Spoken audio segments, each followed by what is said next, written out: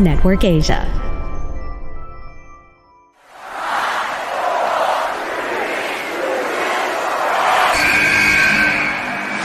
What's going on? This is Xavier Woods, a.k.a. Austin Creed. I said give me a hell yeah! Hey, this is Zeta Zay. Hello, WWE Universe in the Philippines. This is Charlotte. Talent is not sexually transmitted. You need to go back to the drawing board because your game absolutely sucks! Hey everyone, this is Jeff Cobb. I'm Lewis Howley. I'm Sam Spoker. We are pretty deadly. Yes, boy. Yes, boy. Hello, my name is Ilya Dragunov, the star, the NXT UK champion, and you're listening to the Wrestling Podcast.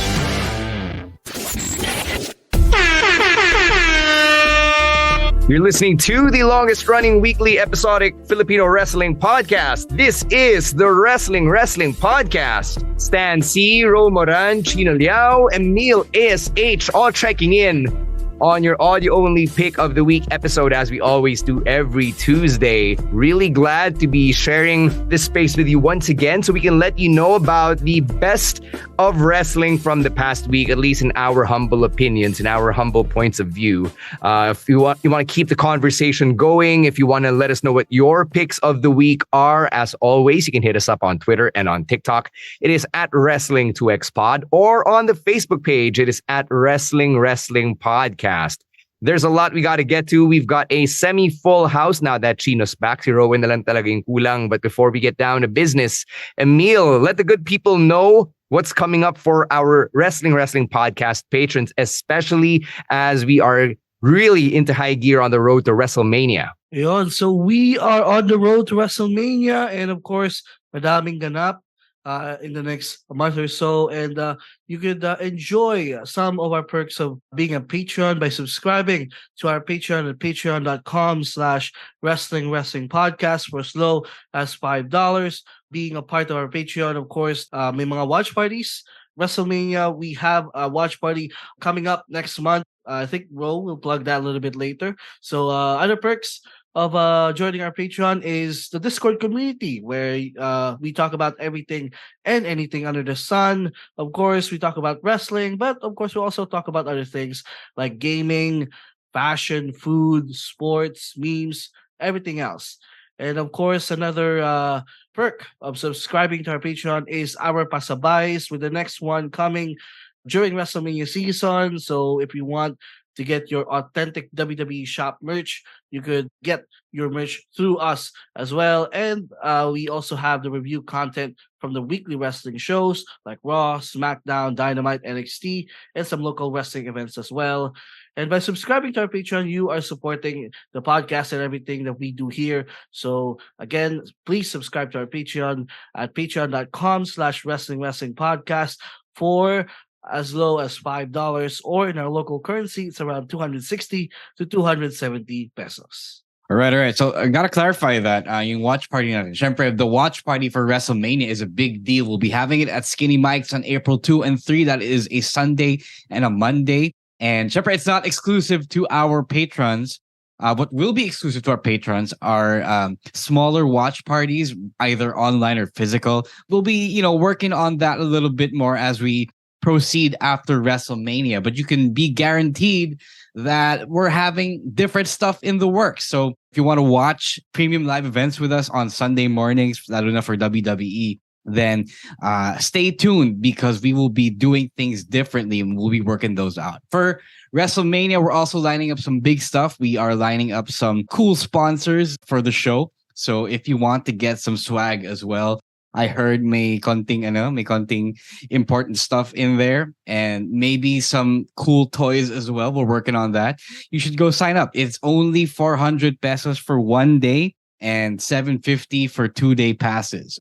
We'll be working out the final ticketing system, but for now, you can head to our page at the Wrestling Podcast on Facebook. There's a link there. You can get tickets early here and lock down your spot for the watch party at Skinny Mike's.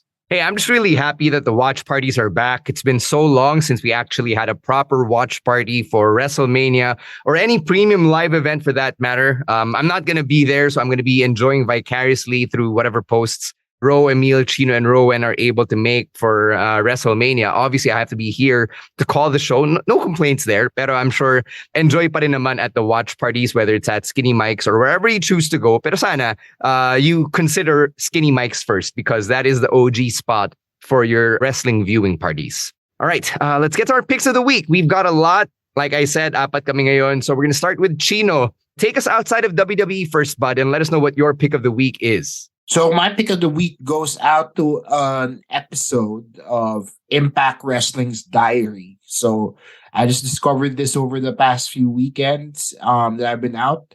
Impact is actually starting to churn out their own versions of the WWE Network. The ones remember WWE Network, and they have their own original series online on Impact Wrestling. You can access it via subscription.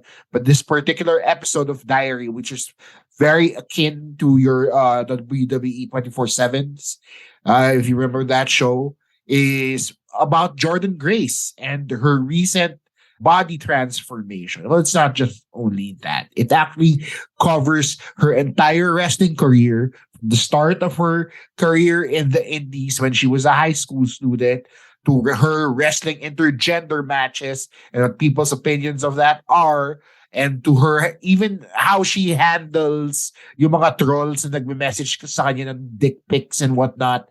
She also talks about that. She also talks about women's imagery in the wrestling, how women's body perceptions can be skewed, especially in such a public platform like professional wrestling. And she talks about her recent body transformation and how she's been dealing with all the haters online. And first of all, this is like a very refreshing look, not just Jordynne Grace, the wrestler, but on Impact as a whole, because they are seriously slept on a lot of the times. Yes, they have that goofy wrestling and their storylines are a little underwhelming.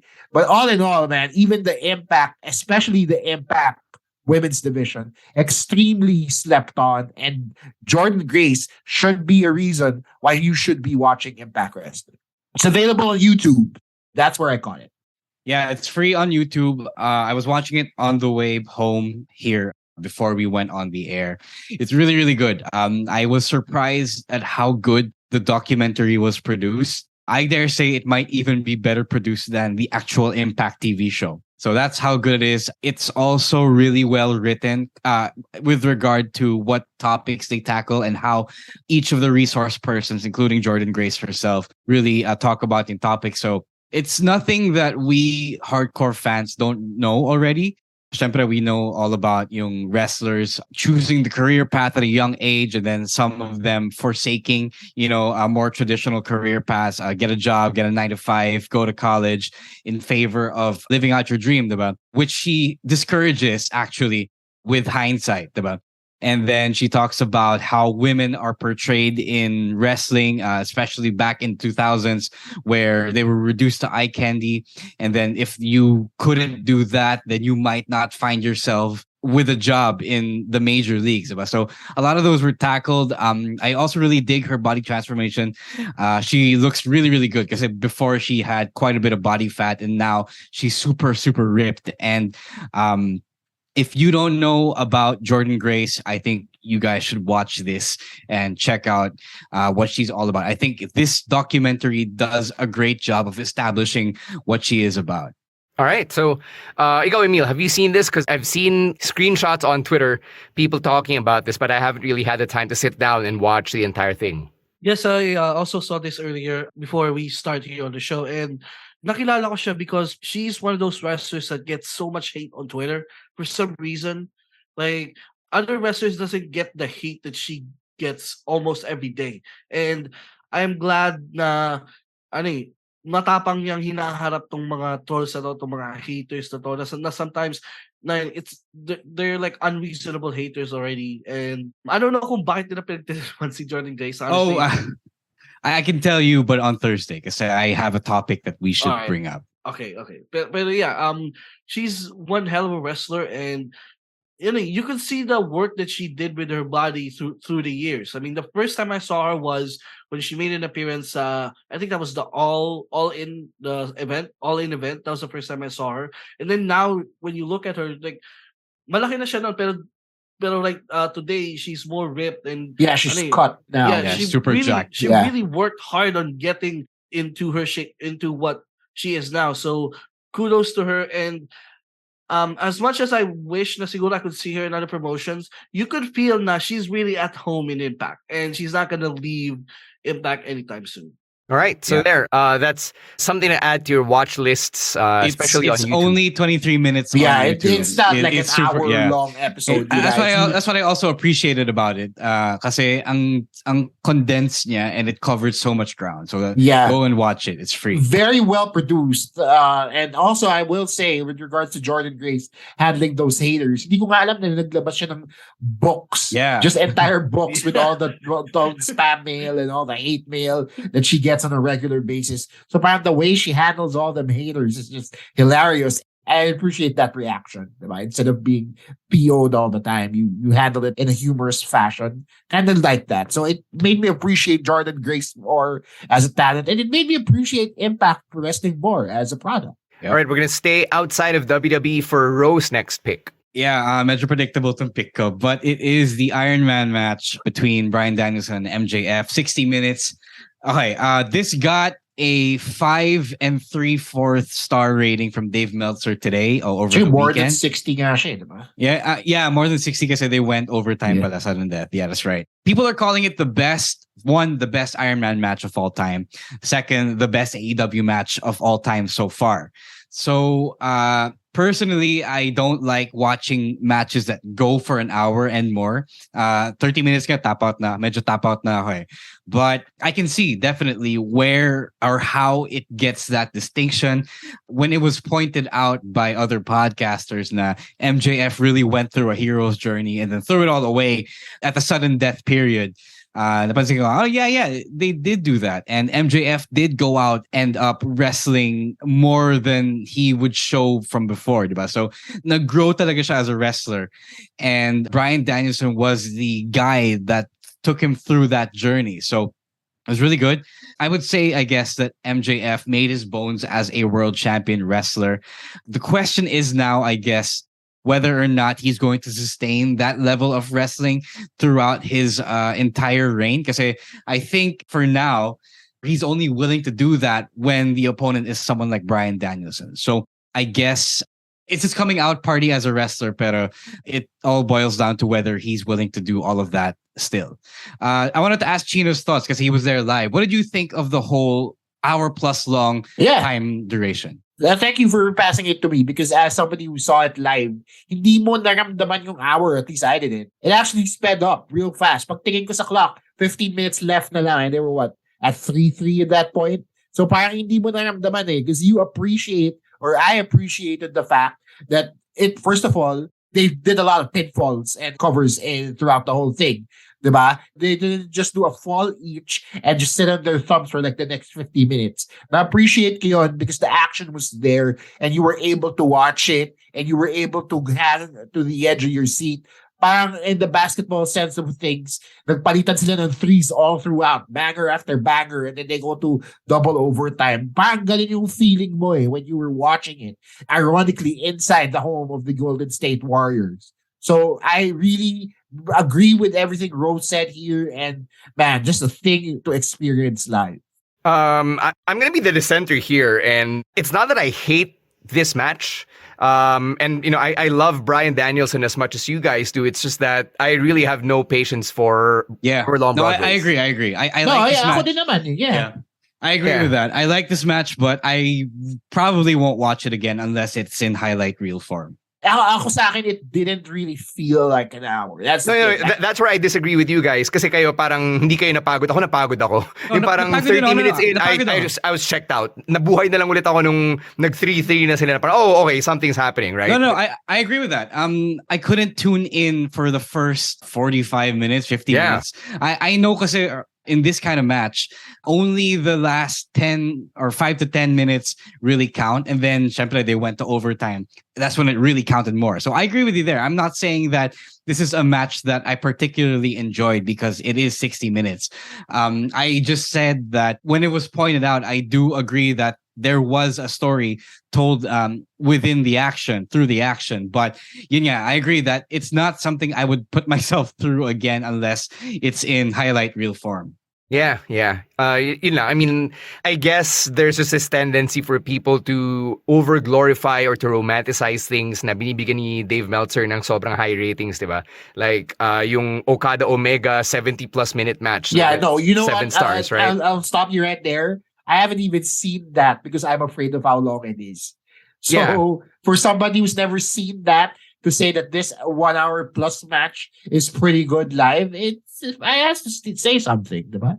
Baka iba lang yung feeling talaga live, especially maybe. When you have like high caliber wrestlers like MJF and Bryan Danielson. It's not like two green wrestlers in the Philippines going for 30 to 60 minutes. Basketball court. Yeah, exactly. No, maybe, you know? No, yeah. Ako rin kasi pagod din ako that day and it was late in the evening and I just had no energy for that. Ikaw, Emil, kasi you watched it live, diba? As in the morning. Only the first 30 minutes. Then nakatulog na ako. So, and then I watched the last 30 minutes after, like, nung gabi. So, I split the 1 hour into 2. And yun nga, medyo true. The first 30 minutes, it was okay. Pero hindi siya yung I would pay attention to, like, a lot compared to sa last 30 minutes. Pero for someone who watches a lot of sports where games can last like 2 hours, medyo sanay na ako watching longer matches. With the Ironman kasi may expectation na, okay, it's 1 hour and things are really going to get to that level where you really need to pay attention. Mga bandang 20 minutes. So, yun. Pero hindi naman ako napagod because I split it in 2. Pero I could see the point where people can be tired watching an hour of wrestling. Pero I'm gonna agree also with Chino na I'm glad that both of them, they didn't do the rest holds for like minutes. Then they'll do to the next spot. They really wrestled for that 1 hour. So, siguro for the people inside with the Chase Center, that hour felt like it flew by because wala masyadong mga rest periods except for when the times where MJF would go onto the ring and he would drink water, which actually natuwa ako doon because the narrative was MJF. This is the first time where he exceeded like 30, what was that commentate? This is the first time na lumagpas siya ng 35 minutes in a match. So there was a story also with those water breaks na he in MJF's case di pa siya masyadong sanay na to go over 40 minutes when you compared him to someone who's like Bryan, who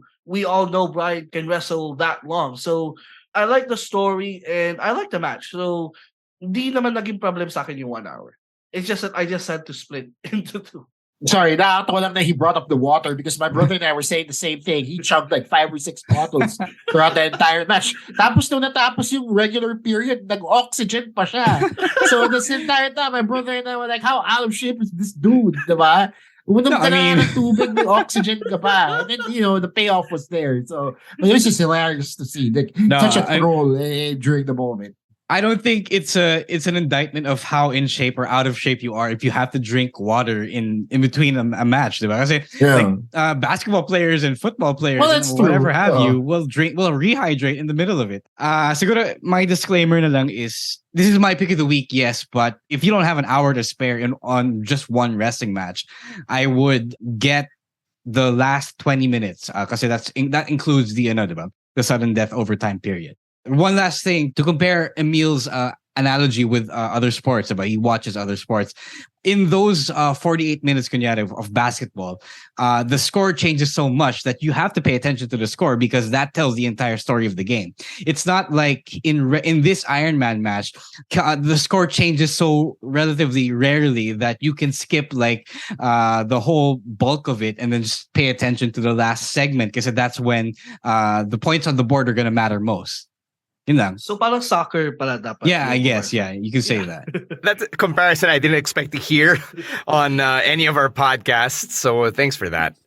All right, we're going to take a break. When we come back, we'll get into the other side of our picks of the week from the WWE banner naman.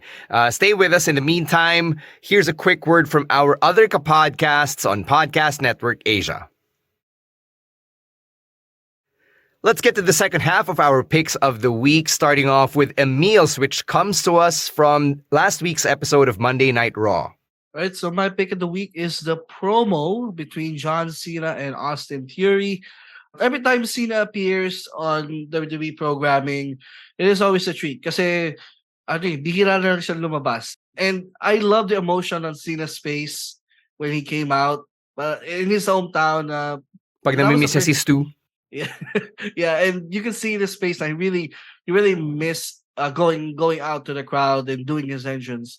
And I think we should cherish every Cena moment from now on because, maybe this is the end, or who knows, maybe this is the last WrestleMania that we see of him. And you could see him? What? No, we could see John Cena in the WWE ring or something. So, but those a promo, no, you can tell that Cena definitely put Austin Theory in a swim or sink mode, and the same way he's always doing this. I think we already touched it on the episode last week. He would always do this against the new guys. Like if there's someone up and coming, and Cena sees him like, oh, itas ko nga to kung makakasabay ba sa akin sa microphone. So he kind of did the same thing with Austin Theory.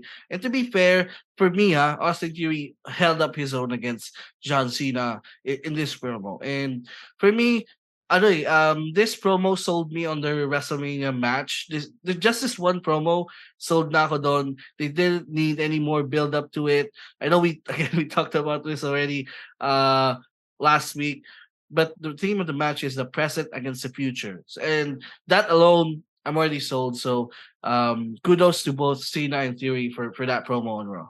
Yeah, as we mentioned last week, you seemed satisfied now with this one promo, and you can go the next 3 weeks without seeing Cena or Theory on TV. I'm going to have to disagree with that. I'm going to need more. I actually want Cena and Theory to get physical with one another, especially now na lumabas yung bali-balita na tapos na yung filming nung next project ni Cena, and he has a few weeks na break in between filming, which is more than enough time for him to actually get back into the swing of things, at least for Raw and SmackDown heading into WrestleMania. So I want them to get physical. I want more barbs between Cena and Austin Theory here. Yeah, we're going to get a little bit more of Cena, especially considering Fast X is coming in May, diba? So it's not that far off. So he's going to do a little promo for that. Papakita ulit siya. Might even walk away with the championship. We don't know. I can't really say. Diba? But there's a reason the timing of this is so close to that movie. Definitely be seeing a lot more of John Cena, whether we want to or not, I guess. I don't have anything to add that we didn't already mention last Thursday. So all I'm going to say is there is a possibility that Dolly De Leon can have a picture with the United States Championship. Yeah, if you missed yung the announcement from CNN Philippines, or the report rather from CNN Philippines, apparently there's an upcoming project featuring Simulio, Dolly De Leon, and John Cena all in one film. And Aquafina there, that's the name I missed. So 4 Asians. Oh, 4 Asians. Yes. So they're going to be being chilling together in that new project. All right, let's go to Rowan's pick of the week from SmackDown. It was the 5-way Intercontinental Championship #1 contenders match. Medyo nasayangan ako na wala si Kofi dito because of the ankle injury that he sustained on the previous episode, and that is reportedly going to take him out of WrestleMania. So Xavier Woods took his place in the match. And Rowan loved the fact that it was all of these 5 guys. He actually wants a multi-man ladder match for the Intercontinental Championship at WrestleMania, just to recreate what we had in the mid-2010s. I'm not sure how you guys feel about that. I actually don't want that. And if totoo nga yung internet rumors about Drew and Sheamus facing Gunther, I would prefer it to be that instead of a cluster F like we had for 31 and 32. I don't know. Kasi that clusterfuck that we had in 31, I believe. 32, sorry, it was 32. That was a bunch of guys and Daniel Bryan, diba? And then Zack Ryder won the whole thing, diba? No. Bryan won 31, Zack Ryder won 32. So there were cluster Fs in both, yeah. Yun nga, but this isn't quite the same thing. Like this was like a bunch of big deals in the same match, diba? So I think Rowan naman is kind of justified in wanting all of these guys to be in one match. But on the other hand, I also don't really want to see Gunther in a ladder match. I just want to see him kick ass in a straight up match. And if that straight up match is versus Drew and Sheamus, then that's going to be fun. I think that might just steal the show, as most Gunther matches do. Yeah. See, Rowan is also showing some love to Xavier Woods, who hasn't won a singles title yet in the WWE, especially if you don't count King of the Ring. And they also mentioned on commentary, the last time Xavier Woods challenged for a singles championship was like 10 years ago. So Woods being here, despite yung circumstances that led to it, was still a great thing. Good coming out party for Xavier Woods to remind people about his capacity as a singles wrestler. So sana it leads to something for him down the line, since WrestleMania does look like a Gunther, Drew, and Sheamus banger in the making. What did you guys think about yung controversial finish? Because Rowan actually likes this because it sets up the potential for Gunther, Drew, and Sheamus. Emil, did you like the way that this happened? Oh, and I asked myself, pwede pala yung dalawang referee. Pwede pala yun. Hey, you gotta watch more wrestling, son. It's not the first time it happened. Yeah, I mean, like every Royal Rumble, there's a battalion of referees at ringside. Right? Remember that one Rumble where Vince had to go out and tore his quads or some shit? Dalawa din yung referee nun. Oh. Yeah, so pwede pala yun. But yeah, I like it kasi at least we're gonna get another match between Sheamus and Drew. Pero mas prefer ko triple threat na lang eh. So I don't know, maybe they're gonna have a no contest next week. But yeah, I'm okay with it. I'm okay with the finish. Yeah, if you have been following Sheamus' career, you should know na sanay na siya sa mga ganyan. Remember Cesaro? Yeah. Yeah. A part of me wants to see how Gunther does in a ladder match, though, because I don't think we've actually seen they did it in a house show sa MSG, but they didn't really show footage of that. I don't feel hyped about that possibility, but yeah, kasi it's not a thing you want to see. But then if you're gonna be like the main event guy, you can't dodge ladder matches, diba? Yeah, I'm not saying he should. Yeah. No, I'm not saying that he should also, but it's just a point of curiosity on my end. Yeah. So that's Rowan's pick of the week from SmackDown, yung Fatal 5-Way match to determine the number one contender na as of recording, hindi pa rin nasa-settle. Let's close out with mine, also from SmackDown, and it's the latest chapter in Rey versus Dominic Mysterio. So I just want to take some time to talk about Rey Mysterio really upholding this noblest of babyfaces act na he really doesn't want to hit his son. And it's a story na alam naman natin yung conclusion, and it's gonna be Rey versus Dominic at WrestleMania. But we're 3 weeks in and ayaw pa rin ni Rey sapakin si Dominic. And we've seen the build-up. We've seen all the things that Dominic has said towards Rey, calling him a deadbeat dad, na he should be inducted in the Deadbeat Dad Hall of Fame instead of the WWE Hall of Fame. And none of us here in this call are fathers, right? But let's say that you were. That we know of, yes. Yes, that we know of. No, I'm pretty sure wala akong anak there floating around, unlike the Revillas or the Dolphins of the world, right?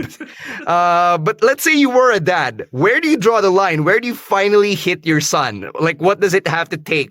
What does he have to say for you to finally strike him? Because I can't answer this question.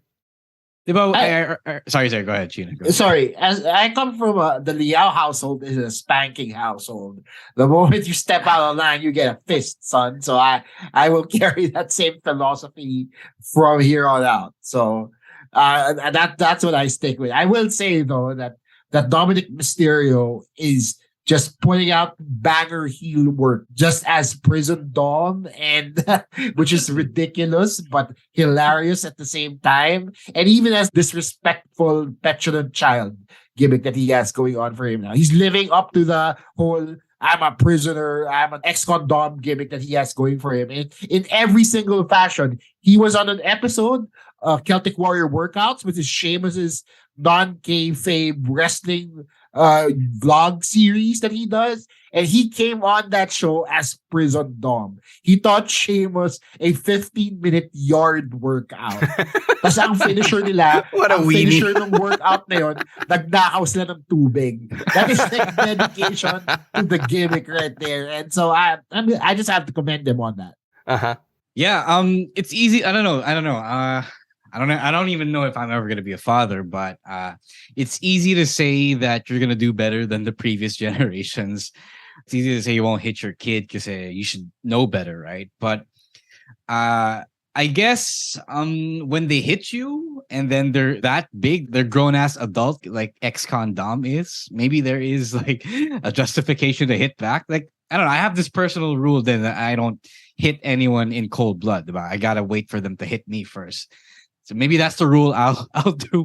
I asked our father friends what they would do, and they couldn't separate the wrestling out of the real life. Diba? So wala rin ako matinong sagot from them. Yeah. So feeling ko masasaktan yung nanay ni Dom. He's probably gonna accidentally hit Angie. That's also a good, it's also a good way to look at why Ray isn't doing a thing. Diba? So I don't know what it's gonna take for Ray in storyline. I think Angie's gonna get hit, and then that's when shit goes down between Ray and Dom. Kasi Dom's beef isn't with his mom, so I don't understand. There is no reason for him to hit his mom. Yeah, I think inevitably, because of Rey Mysterio's induction to the Hall of Fame, we're gonna get a Rey putting over Dom moment here. And it's gonna break people's hearts, diba? So parang feeling ko doon siya abot kasi Rey Mysterio has gone on the record saying that he only will do a Dominic Mysterio versus Rey Mysterio match if this was his last match out the door. So kung dito papunta to, then I'm going to have to predict a Rey Mysterio retirement match here, and it's not going to be pretty. Mm-hmm. I also want to shout out Legado del Fantasma here. I kind of appreciated how nag-turn face slowly si Santos Escobar, like first showing respect and love to Rey, and then pinamana ni Rey yung mask kay Santos Escobar. And then now all of a sudden the rest of Legado have come out as rest back for Rey Mysterio. Like, okay, I get why Santos turned face, but where were Zelina, Joaquin, and Cruz when all of this was happening? Like, did they just turn face by association, via osmosis? No, I think it happened when Rhea Ripley just picked up Santos Escobar like a cruiserweight. Honestly, I think that's how it happened. Kasi when before it was just 1-on-1, now it's like it became 2v1. So parang kailangan nila rest back, syempre. And what a perfect excuse to make the God of the Fantasma appearance again.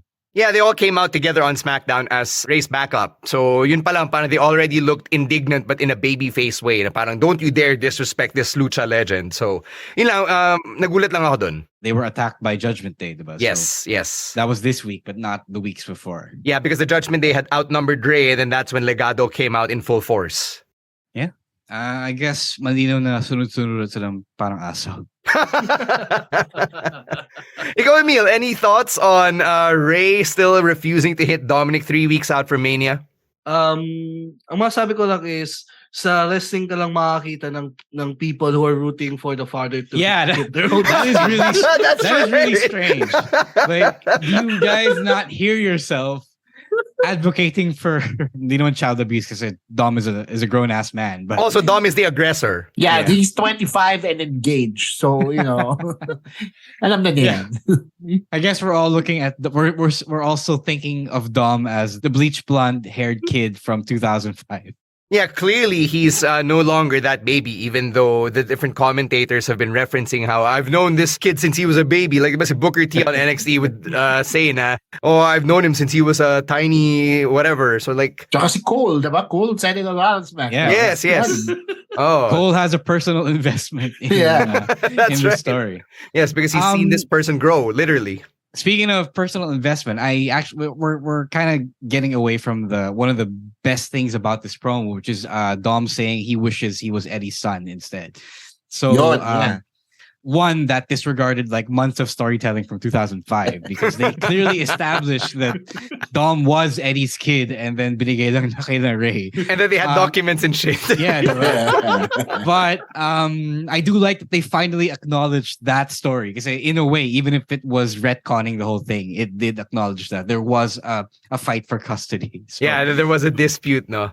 Yeah. Since we're talking about Ray and Dominic and Eddie, I just want to share this story real quick. So I was in Boracay with family and with Arian earlier this month. And then on the way there, we were wearing our matching I'm Your Papi / Mommy shirts. So it was the first time she'd seen both shirts. So she asked, oh, bakit magkaibang shirts natin? Why does yours say Eddie Guerrero at the back and mine says Rhea Ripley? And I was like, to explain this, I'm going to have to introduce the lore, which goes all the way back to 2005. And she just stopped me right there and said she didn't want to hear it. And I was pretty sad. Ay ba rin ng chismis? No, she eventually gave in nung nasa aeroplano na kami and she could no longer run away. But, so yeah, it is a thing na, you know, there are people who clearly don't know the lore and, you know, people who sadly don't want to hear about it. But yeah. So there, those are our picks. Let us know what you think about the selections for this week. If you want to add to the conversation, as always, you can hit us up at Wrestling2XPod on Twitter and on TikTok or on Facebook and Instagram. You can also follow us over there at Wrestling Podcast. Last week, we did an in-studio recording at PNA. We're going to do another one in April to celebrate our 9th anniversary of the Wrestling Podcast. So stay tuned for details. We're going to be announcing them on our social media as they become available. In the meantime, we're going to catch you on Thursday for another live stream, 7 p.m. as always on Facebook and on YouTube. Please follow us individually as well and talk to us about wrestling. You know, we always love engaging with you online. It is at Rowiswar, at Chino Supersized, at EML_Meister, at Monday Night Rowan, and at _Stan C. Special thanks to our babyface producers over at PNA for doing all of the important work behind the scenes to make sure that you've got these podcasts to listen to. On behalf of Emil ASH, Chino Liao, and Ro Moran, my name is Stan C, saying stay safe and stay healthy. And don't be a dick. Wrestling Podcast out. Peace.